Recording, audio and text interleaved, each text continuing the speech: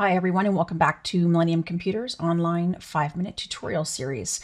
Now today's How Do I tutorial is actually a continuation of the last course. Now in the previous course we saw how an everyday end user would go about deleting or hiding columns from their report. What I want to do now is take that a step further as the administrator and show you how globally you can turn on or off columns for your end users. Now keep in mind, you do have to have the appropriate administrative roles to make this happen, but if you do, you'll see that under your Plus More tab. When you click Plus More, you're going to see administration. If you don't see administration and think you should, maybe just talk to someone within your institution or department and find out how to go about getting the administrative role. If I click on administration,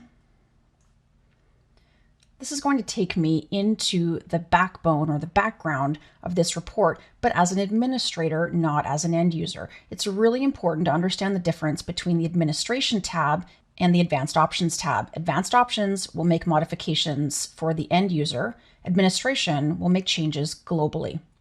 Now let's scroll down to the bottom of this report.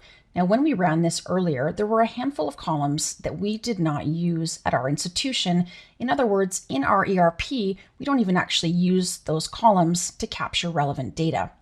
So those columns were these last series of about 6 columns at the bottom of the report.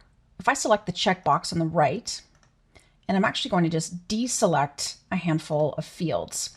In this case, I'm going to deselect about 6 or 7 columns in my report. If I scroll up to the top here, you'll see the column title is called Enable. In other words, what we're doing now is disabling those columns from appearing in this report. Now, once you've made the changes you intend to make, and that can include a wide variety of changes at the admin level, but we're just going to focus for today on the actual hiding or deleting of these columns, I'm going to go ahead and click Save and Apply Changes. Now, anytime you make changes to the administrative level of any report, you have to re-execute that report in order to see the changes you've made. So let's go ahead and do that now. And now once my report re-executes, I'm going to scroll us back over to the right-hand side.